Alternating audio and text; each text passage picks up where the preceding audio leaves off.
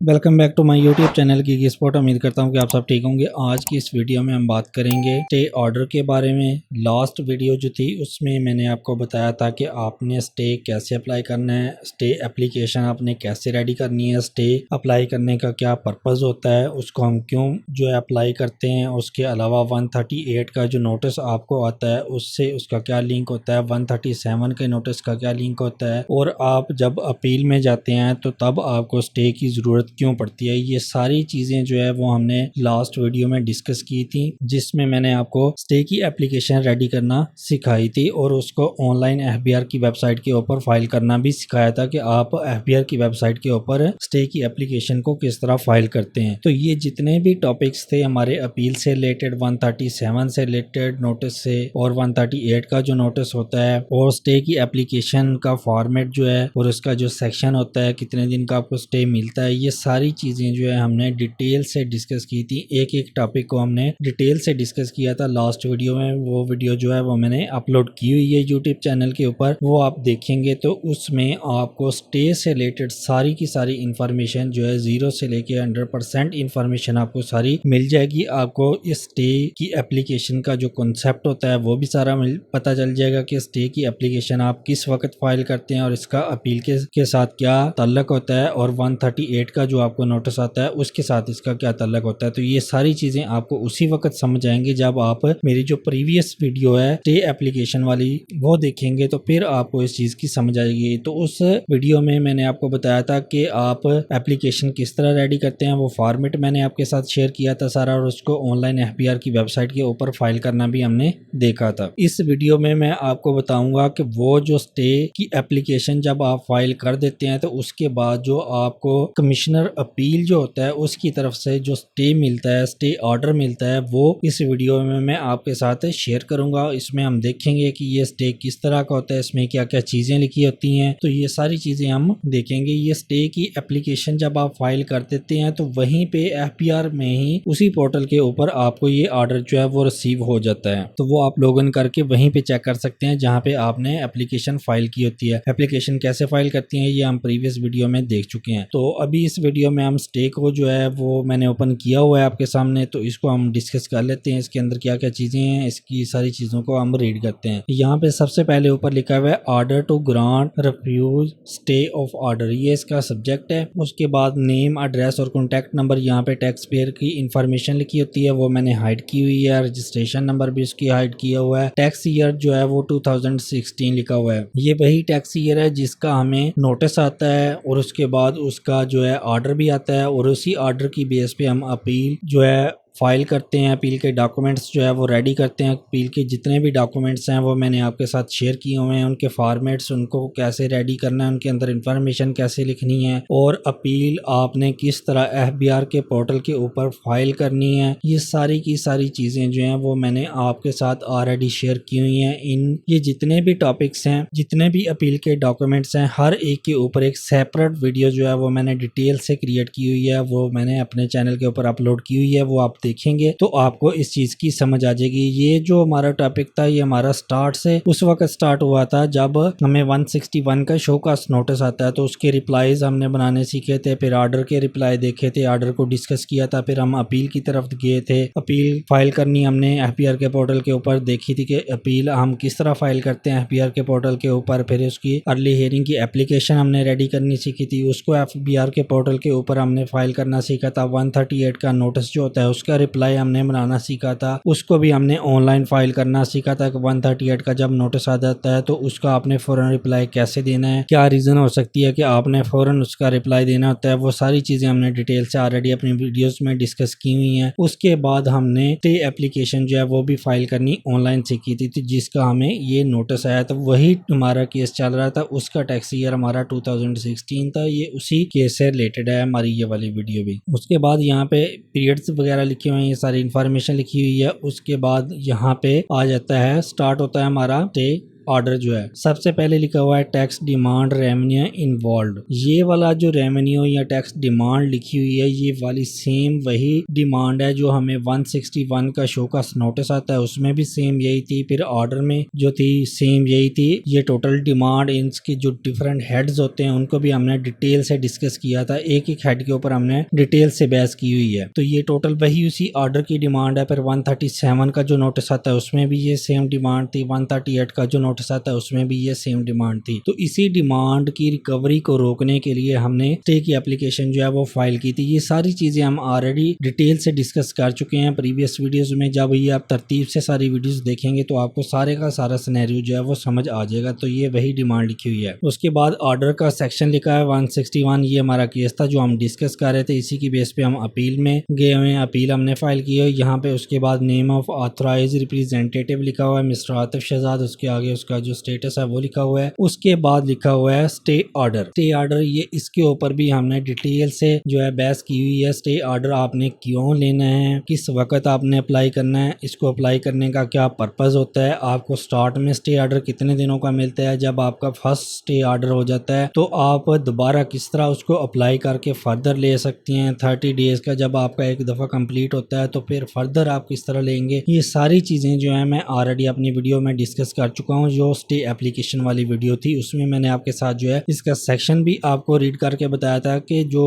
Income tax ordinance के अंदर appeals वाला जो चैप्टर होता है वहाँ पे जो 128 का जो सेक्शन होता है जहाँ पे स्टे ऑर्डर का जिक्र होता है वो भी हमने रीड किया था। उसके अंदर जो भी चीज़ें थी वो मैंने सारी आपके साथ शेयर की थी। यहाँ पे हमने लिखा हुआ है। उसके बाद स्टे ऑर्डर में लिखा हुआ है present AR authorize representative. Authorize representative कौन है, जिसका ये नेम यहाँ पे लिखा हुआ है। Of the tax payer in response to hearing notice and argued for stay against the recovery of impact tax demand prima facie applicant has an arguable case and recovery of entire tax demand at this stage will cause undue hardship for the applicant। ये सारी की सारी चीज़ें जो है हम already discuss कर चुके हैं कि हमारा जो केस आता है, हमें 161 का ऑर्डर आ जाता है, हम उसकी अपील में जाते हैं, फिर हमारे अगेंस्ट जो है 137 का एक नोटिस आ जाता है जिसको हम डिमांड नोटिस कहते हैं। फिर 138 का नोटिस आता है, रिकवरी नोटिस जो आता है। उस रिकवरी नोटिस जो अब हमें 138 का आ जाता है तो हमारा जो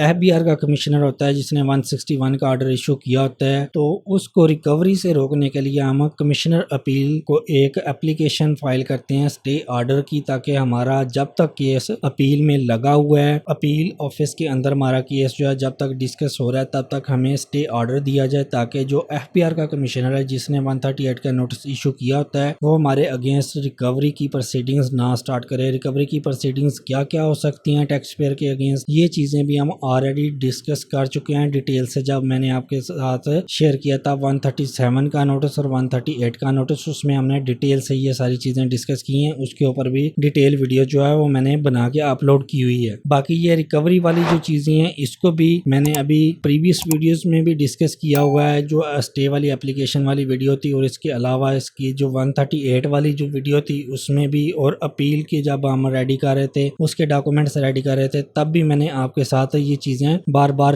रिपीट की हुई हैं, डिस्कस की हैं हमने डिटेल से। सारी चीज़ें मैंने आपके साथ शेयर की हुई हैं। तो ये आप प्रीवियस वीडियोस देखेंगे तब आपको इनकी भी समझ आ जाएगी। ये सारा का सारा कॉन्सेप्ट जितना भी सिनेरियो है, ये सारा केस जो है ये आपको इजीली समझ आ जाएगा, क्योंकि मैंने किसी चीज़ को स्किप नहीं किया। स्टेप वाइज सारी चीज़ें हम लेके चले हैं, एक एक चीज़ के ऊपर हमने डिस्कस किया हुआ है। उसके बाद लिखा हुआ है therefore in view of circumstances. यहाँ पे भी ऊपर लिखा हुआ है कि जो एप्लीकेशन थी वो फाइल की गई थी और अपील भी फाइल की गई थी, तो जो टैक्स पेयर का जो ऑथराइज रिप्रेजेंटेटिव था या टैक्स कंसल्टेंट था वो जो हियरिंग नोटिस इशू हुआ था उस डेट को हियरिंग में प्रेजेंट हुआ है कमिश्नर अपील के सामने। उसने जो है वो केस डिस्कस किया है और उसकी बेस पे जो आर्गुमेंट्स हुए हैं उनकी बेसिस पे हम टैक्स पेयर का जो है वो स्टे ऑर्डर दे रहे हैं, ताकि उसके अगेंस्ट किसी किस्म की रिकवरी प्रोसीडिंग ना स्टार्ट हो। यहाँ पे लिखा हुआ है therefore in view of circumstances of the case the application of taxpayer is accepted and stay is granted in terms of section 128। यहाँ पे वो कह रहे हैं कि जो भी टैक्स पेयर का जो केस था उसको भी हमने डिस्कस किया है, उसके जो सर्कमस्टेंसेस थे उसकी बेस पे हमने जो इसकी टैक्स पेयर की एप्लीकेशन थी स्टे ऑर्डर की उसको एक्सेप्ट किया गया है, जो जिसका सेक्शन जो है 128 है। ये सेक्शन भी हमने लास्ट वीडियो में डिस्कस किया था, जो स्टे एप्लीकेशन वाली वीडियो थी उसमें हमने ये सेक्शन ओपन करके रीड भी किया था। तो वो कह रहे हैं कि इस सेक्शन के अंडर जो है इनकम टैक्स ऑर्डिनेंस का ये जो सेक्शन है उसके अंडर हमने एप्लीकेशन जो है स्टे की वो एक्सेप्ट की है, और रिकवरी को रोकने के लिए जिसकी डिमांड जो है ये वाली बनाई गई है, इस रिकवरी को रोकने के लिए हमने 30 डेज का जो है स्टे दिया हुआ है। और डिस्पोजल ऑफ अपील, यहाँ पे दो चीजें लिखी हुई हैं। ये स्टे के बारे में मैंने आपको ऑलरेडी अपनी प्रीवियस वीडियो में भी बताया था कि जब हम एप्लीकेशन फाइल कर रहे थे स्टे की, तो वहां पे मैंने सेक्शन में भी आपको बताया था कि स्टार्ट में आपको जो है जो एग्रीगेट जो है टोटल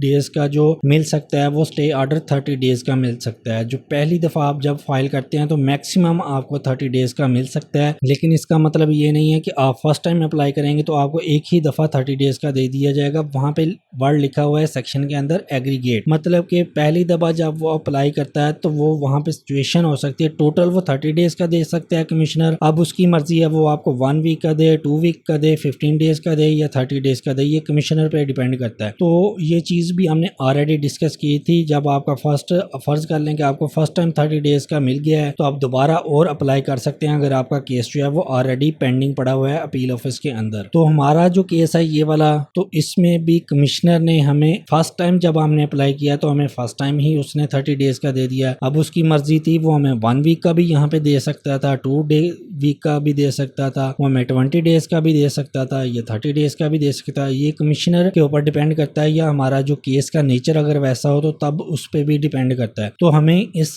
फर्स्ट टाइम हमने एप्लीकेशन फाइल की है तो हमें 30 डेज का जो है वो मिल गया। ये सारी चीजें जो है 1 सेक्शन 28 जो है जो हमने लास्ट वीडियो में डिस्कस किया था, वहां पे भी मैंने ये सारी चीजें आपके साथ डिस्कस की थी। वहां पे भी मैंने आपको ये सारी चीजें दिखाई थी 30 डेज वाली। तो ये हमें फर्स्ट टाइम हमने अप्लाई किया, हमें फर्स्ट टाइम जो है वो 30 डेज का लिख दिया उन्होंने लिखा हुआ है कमिश्नर ने कि हम इस टैक्स पेयर को जो है वो 30 डेज का जो है स्टे ऑर्डर दे रहे हैं या फिर डिस्पोजल ऑफ अपील। इसका क्या पर्पज है, इसका क्या मतलब है? फर्ज कर लें कि हमारा जो है अपील का केस लगा हुआ है, हमारा अपील का केस जो है वो 20 डेज के अंदर अंदर कंप्लीट हो जाता है और हमें अपील का जो है ऑर्डर मिल जाता है। तो फिर 30 डेज होने से पहले पहले हमारा केस जो है वो क्लोज हो जाता है, तो तब ये 20 डेज तक कंसीडर होगा। अगर हमारा 30 डेज तक होता है तो तब भी कंसीडर होगा। और हमारा 10 दिन में केस क्लोज होता है तो ये स्टे ऑर्डर जो है 10 दिन तक जो है कंसीडर होगा। अगर हमारा ये 30 डेज से ऊपर चला जाता है, मतलब कि एक मंथ जो है वो 30 डेज जो हमें दिए गए हैं, 30 डेज के अंदर अंदर हमारा केस जो है वो कंप्लीट नहीं होता, उसकी प्रोसीडिंग्स जो है वो कंप्लीट नहीं होती, हमारे टाइम ज्यादा लग जाता है, तो उसके साथ इसलिए उन्होंने लिखा हुआ है डिस्पोजल ऑफ अपील। अगर 30 डेज के अंदर अंदर केस कंप्लीट हो जाता है तो ये स्टे ऑर्डर 30 डेज तक कंसीडर किया जाएगा। अगर 30 डेज से ऊपर चला जाता है तो जब तक ये अपील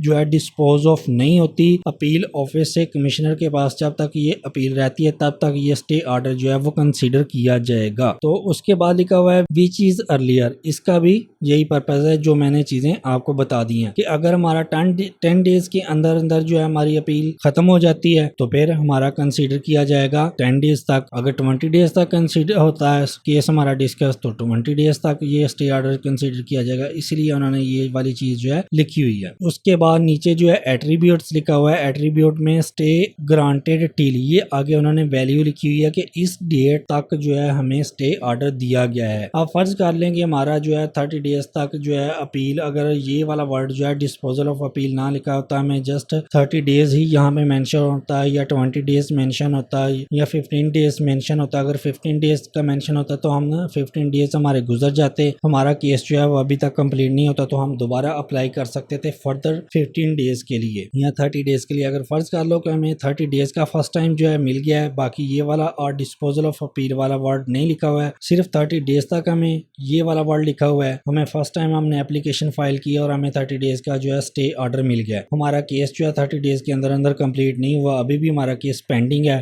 तो हम दोबारा फर्दर अप्लाई कर सकते हैं स्टे ऑर्डर के लिए। ये चीज भी हमने 128 वाला जो सेक्शन है उसमें रीड की थी। उसके बाद डिसीजन है, डिसीजन में एडमिटेड लिखा हुआ। डिसीजन का क्या मतलब है कि जो हमने इनकी एप्लीकेशन जो है वो कंसीडर किया और इनको स्टे ऑर्डर जो है दे दिया है। उसके बाद नीचे जो कमिश्नर का नेम वगैरह लिखा हुआ है। इस तरह की जो है स्टे ऑर्डर होता है, जो हम एप्लीकेशन फाइल करते हैं स्टे ऑर्डर की, उसका जो है स्टे ऑर्डर ये वाला इस तरह होता है, या स्टे नोटिस इसको भी आप कह सकते हैं। इसमें ये चीजें जो है वो मेंशन होती हैं। ये एक सिंपल स्टे ऑर्डर है जो आपको जब आपको जरूरत होती है अपील के अंदर तो आपको इशू किया जाता है। लास्ट वीडियो में हमने एप्लीकेशन इसकी फाइल करनी सीख ली थी, उसमें सारी चीज़ें मैंने आपको डिटेल से डिस्कस की हैं, आपके साथ सारी चीज़ें शेयर की हैं। उसमें आपको स्टे एप्लीकेशन फाइल करने का पर्पस भी पता चल गया होगा, उसको ऑनलाइन फाइल करने का भी पता चल गया होगा, और इस वीडियो में मैंने आपको दिखा भी दिया है कि स्टे ऑर्डर जो है प्रैक्टिकल लाइफ में किसी भी टैक्स पेयर को किस तरह इशू होता है और उसके अंदर क्या क्या चीज़ें होती हैं। ये सारी चीज़ें हमने डिस्कस कर भी ली हैं। उसके अंदर जो भी चीज़ें लिखी होती हैं उनको मैंने दोबारा एक दफ़ा आपके सामने ब्रीफ कर दिया। तो उम्मीद है कि आपको इस